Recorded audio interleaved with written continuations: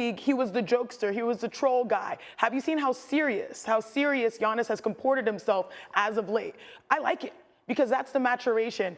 You mentioned a couple of teams, Knicks, Lakers, Warriors, Rockets, and again, I think it's very important to note. Hello everyone, let's have more news about the Warriors, but first don't forget to subscribe to the channel and leave a like. Suns urge to trade Kevin Durant to Warriors. The Phoenix Suns are looking for some massive ways to shake their roster moving into the summer, and a division rival could be of some assistance. The Golden State Warriors could look to execute a sign and trade with forward Jonathan Kuminga in free agency.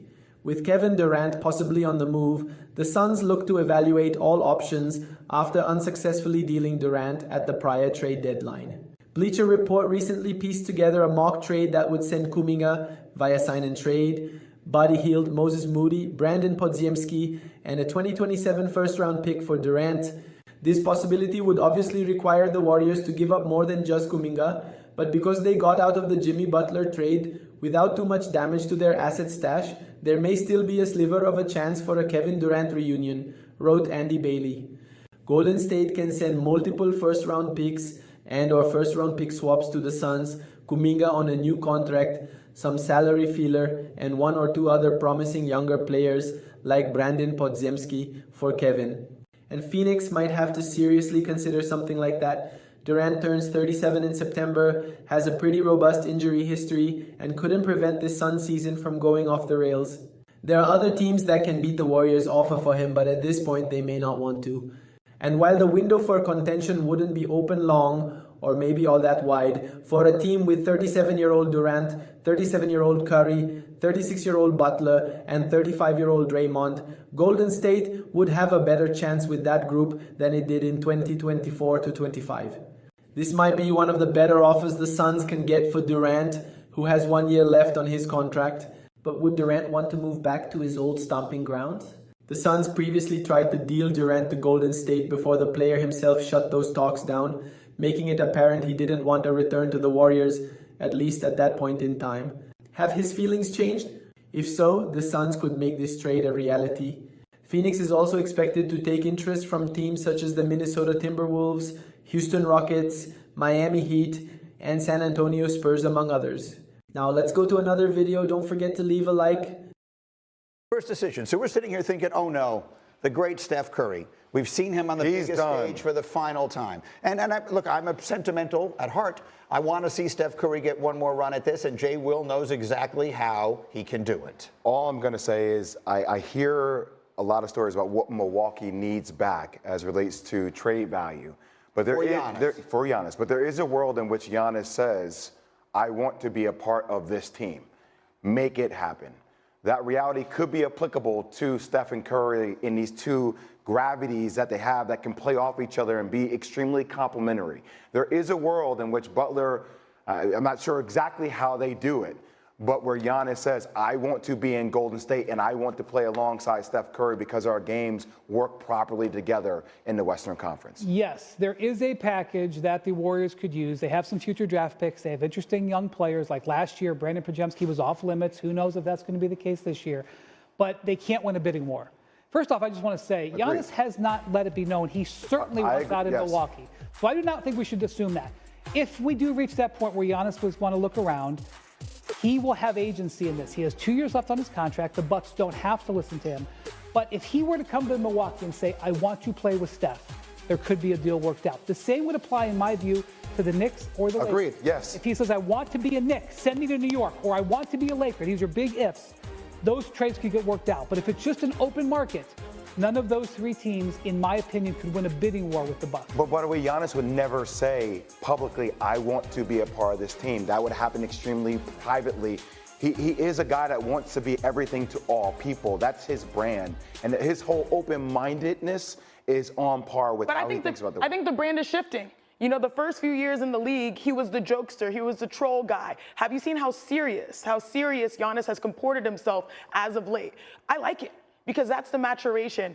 You mentioned a couple of teams, Knicks, Lakers, Warriors, Rockets, and again, I think it's very important to note that no one has indicated that Giannis doesn't want to be in Milwaukee. Like, it's doing due diligence to check to see if the grass is greener or not. But if you think about Golden State, to me, we were talking about how when Giannis used to linger on the court, oh my gosh, could you imagine those two together? It could work. He's 30 years old. He has to be surrounded with shooting. To me, you look at certain teams in Texas, you look at certain teams, like you said, in New York, you have to have your shooter. Steph is the best. Steph is literally the best. So if we're adding teams, like last week, I was on your program, and I was advocating for my Houston Rockets. I could advocate for the Golden State Warriors. The Jimmy Butler experience is great, but it does not solve all their problems.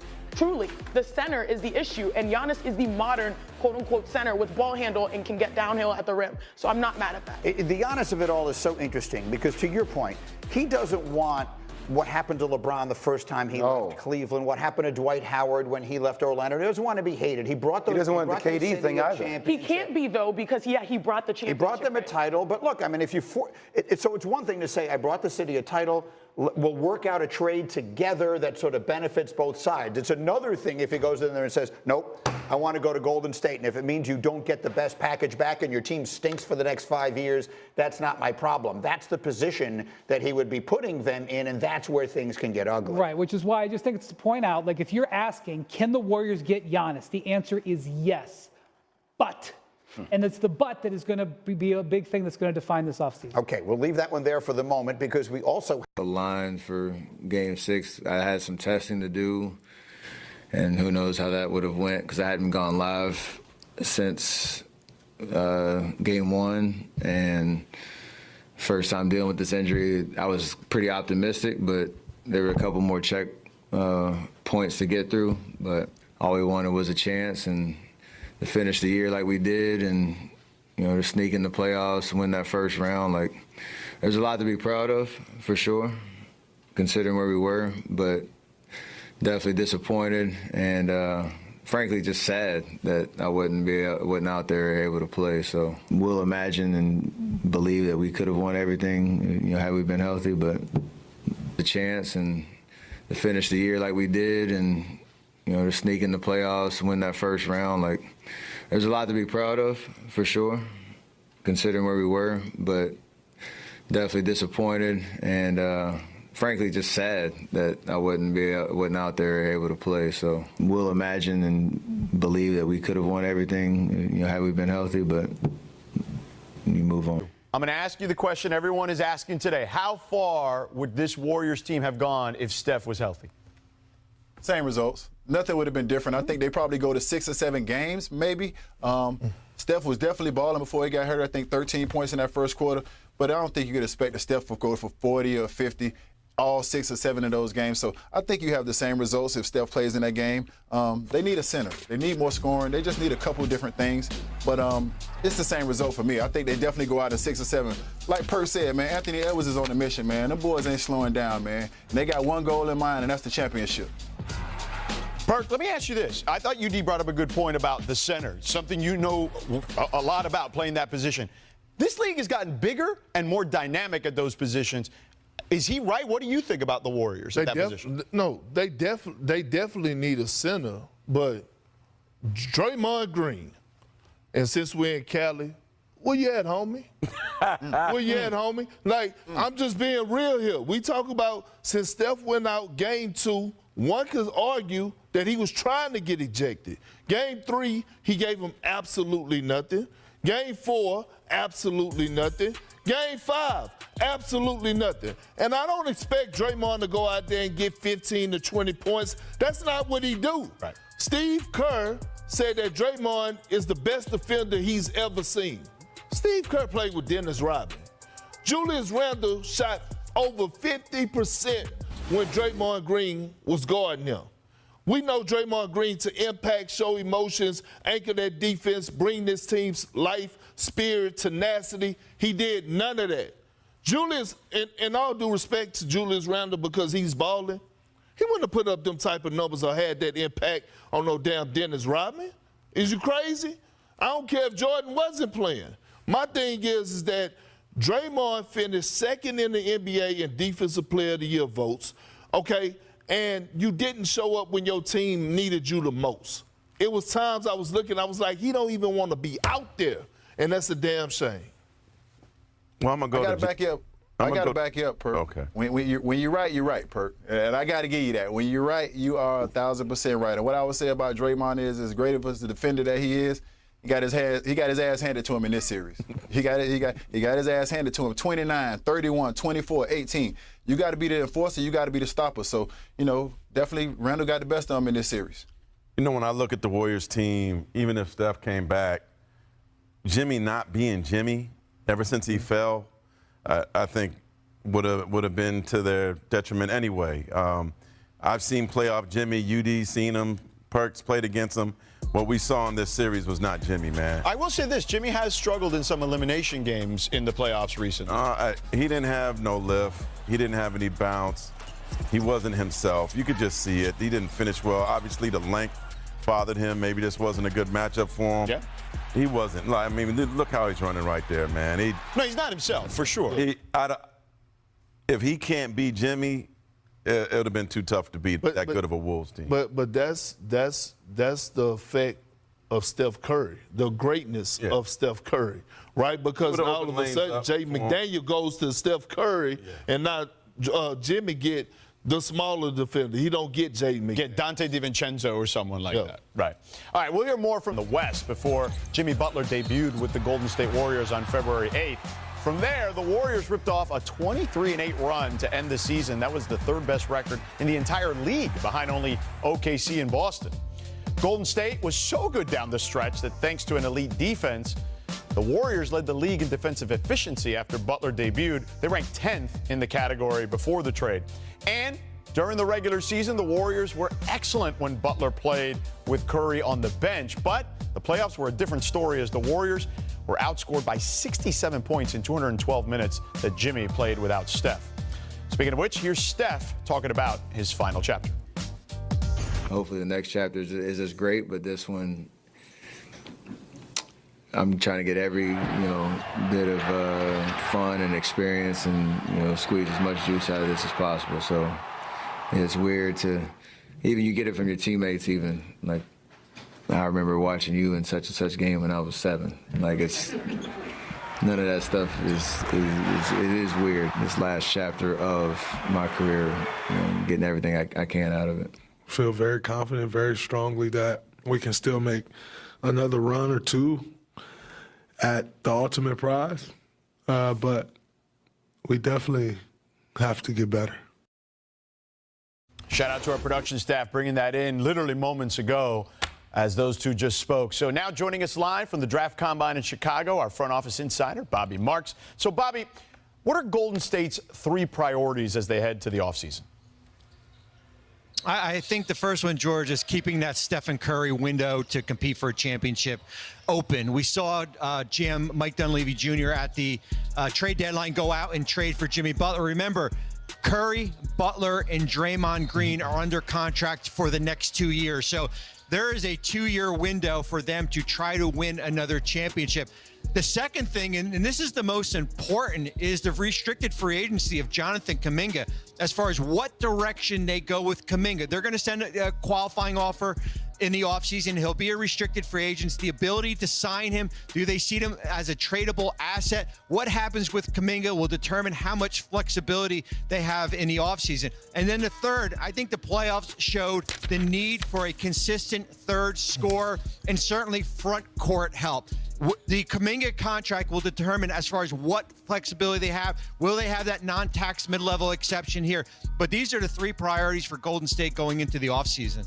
All right, Bobby. Now, let's get UD and Perk back in the discussion here. So, Father Time's undefeated, Perk, okay? So, this Warriors team ain't getting any younger with Jimmy, Draymond, and Steph. How optimistic are you that they can make another push for a title next season? Well, I mean, look, the league is getting younger, right? I mean, anytime you have Steph Curry, you got to keep that window open. But I think they missing a big right now. Yeah. They need a guy that's going to go out there and get you 15 and 12, average 15 and 12 a night. Hell, think about all the teams that are still playing right now. The Knicks. When was the last time Steph played with a lob threat? Oh, man, you'd have to go way back. I mean, if you think about it. UD, what do you think of the situation? You brought up a center. They were linked to a Nick Vucevic during the trade deadline. That did not come to fruition. But what do you think they need? Like Aretha Franklin say, ain't no way. Ain't no way Steph get back to another championship no time soon in these 2 years. I mean, the West is getting better. These young boys is getting more and more more and more confident. I mean, you look at it, Steph and Jimmy, they unlock one another, but the center position. And also Jonathan Kuminga. They need a long, athletic, lengthy scoring wing that can get it done on the wing and just take some of that pressure off Steph and off Jimmy. They have the coach. They have the championship pedigree. They just need the pieces. The center position, they ain't had a center since Andrew Bogut. So, I mean, you definitely need a guy that's going to go in down there, bang a little bit, and also give you that vertical spacing where you get a couple lobs, and once you get a couple lobs, that opens up Podziemski, that opens up Moses Moody, that opens up that opens up Buddy. So you need those guys to help those other guys get open. Bobby, how much wiggle room does Golden State have this offseason to make any moves? Well, it depends on, I said, as that Kuminga contract as far as Woody comes in at. I think the two things, and I agree with UD and Perk here, I think the one name to keep an eye on regarding that center position is Brook Lopez. Ooh. Stanford grad, home, makes his home in Fresno. What is the number on a Brook Lopez type contract if you can get him on a one-year flyer here to patch up that center position? Because the center market is thin. When you look at Miles Turner, you're probably not going to afford to him. The next best guy out there is Brook Lopez. And the other thing is they've got 4 first-round picks that they can go out and be aggressive. The challenge now comes with cobbling together enough salary to go out and make a type of trade to get as you said, a Vucevic type player. Yeah, but I still, Bobby, I don't think that moves the needle, right? Brook Lopez still loves to hang out on the perimeter. He has never been an excellent rebounder. I think he averaged 5 for his career. You need a Daniel Gafford, right? You need a guy that, like, that type of athleticism. I wonder what his ticket look like, right? Like, I would, yeah. I don't want to be expensive, fellas, but you need a young fella like. Well, here's the thing, Perk. It's almost like you're going to have to trade. Would you? The Steph exit interviews, the JK exit interview with Joe Lacob at the Valkyries game, what he said, Steve Kerr, Mike Dunleavy Jr., all of it is below in the description. Go ahead and watch those if you haven't. They all correlate together. So let's talk about Jimmy Butler. Subscribe, don't miss anything. But before we get to what he says, let's just look at his stats so we have an understanding of the question, was Butler a success or a failure? With Miami, he only played 25 games before he came over. Again, he had injuries. He was suspended multiple times for conduct detrimental to the team. He was gone. Him and Pat Riley, not getting along. If you look at his points per game, 17.9 with the Warriors, 17 with the Heat, so right where his average was for the season, but significantly lower since he was basically a third-year player with the Bulls. That is not good. That is someone a bit on the decline. Yes, he missed some games, but it also shows he's deferring a bit. With the Heat, was he playing hard? With the Warriors, giving the ball to Steph, other players, fair enough. His turnovers, fine, 1.5 a game. His steals, 1.7. Was nice on defense for us, kind of near his career high, a little bit below it. Assists, 5.9, right near his career high. His high ever was 6.0, 7.1. 5.9 puts him right there. A full assist more than he was with the Heat, meaning he was looking to facilitate with the Warriors. I like that. I like that. That means he was looking to get the ball to Steph, get the ball to Dre, get the ball to Buddy, whoever it was, Podziemski, Kuminga, Moody, move the ball around. 5.5 assists, was getting on the boards, doing his job, doing his duty. And what was the biggest thing, folks, was his free throws. Warriors were the worst free throw shooting team in the NBA before Butler came. We were at 70%. With Butler, we were top 5 in the NBA, around, I want to say it was 78%. With Butler as a collective unit, 76%, 75% for the season. Like top 20-ish. Maybe a little bit below that. But 87%. And how many games did we win when he went like 12 of 12 from the line? 14 of 14 from the line. He got other people to go into the line, which was big. 3-point percentage, he made some threes that were timely, but was not good from 3, 28%. Didn't shoot a bunch of it, let other players do it, but you can see it was lower than the Heat. Kind of where his career has been up and down. So not what he's known for. Threes. Field goal percentage was a bit lower as well, compared to 54%. And then again, he played 30 games, started every game, was playing 32 minutes, was closer to 40 minutes in the playoffs, was healthier. So overall, when you look at that, folks, when you go to right here, had more opportunities with the Warriors. But I would say in him coming to the team, that's a success. He played his game, and he got us to the playoffs, second round. Rodman. I was just Robin to Batman, which is Steph Curry. Rodman was also Robin. Fair enough. So, for Butler to continue to improve and get better at mid-30 age, what does he need to do in this offseason? And how will your offseason change at all? If it hasn't changed for years on years. A little bit of everything. More than anything, it's my main goal in the offseason is getting to know my people. I mean it. Like, if I can show them that I am there for you, like outside of basketball, and I'm actually getting to learn you and know you, it makes a huge difference on the court because it's not just about basketball. You need to know, be able to tell when they're not right, when something's going on in their mind. So that's my main goal, go and spend time with my people, my teammates as often as I can. And then basketball it becomes quite easy, actually. That's a very introverted answer. I like what he said there. That's unique, something. And again, Butler is known for being a gym hawk. You see him in the gym early morning, late nights. He loves playing basketball. I'm not worried about his conditioning. I'm not worried about him being ready for the season, but I love that he wants to integrate himself with the team.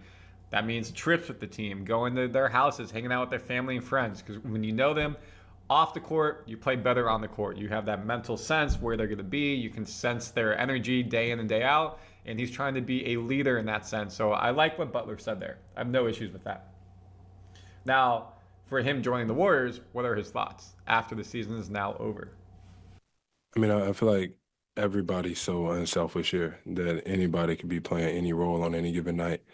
But I'm completely content with who I am as a basketball player, the way that I play the game, and to come here and know that I'm second to Steph. I think that's a really good thing, actually, when you talk about one of the greatest players to ever play this game. And I get to come here and be his sidekick for a couple more years, hopefully. It's just refreshing. And then you got some really high-level young talent that want to do well, that want to be great. And then the energy's at an all-time high. I mean, I don't think there's too much more that you can ask for. Again, another fair response by Butler, knowing that he was coming here, he would not be number one. You're playing with the best shooter of all time, the guy who runs this organization, will retire a Warrior, and come here and just play your game. And the Warriors let him be himself. It's a very selfless organization. They put the team first, they put the crowd first, and he recognized that. Coming from Miami, where maybe it's a bit different, I like what he said there again. Now, again, he said they're playing a couple more years with Steph. He has 2 years left on his contract. Let me pull this up really quickly. So you can see this. Again, he's making $54 million next year, $56 million the following year. Then bird rights, locked up with Steph and Dre. So the question is, does he still think they have a championship window? If we win some, it could be longer than that, because I still think that we have a lot of great basketball left ahead of us. I don't think this age thing is anything. The way that everybody's taking care of their bodies, doing right, I think the potential is there. So with this full season we got coming up ahead, I think we'll be able to find out.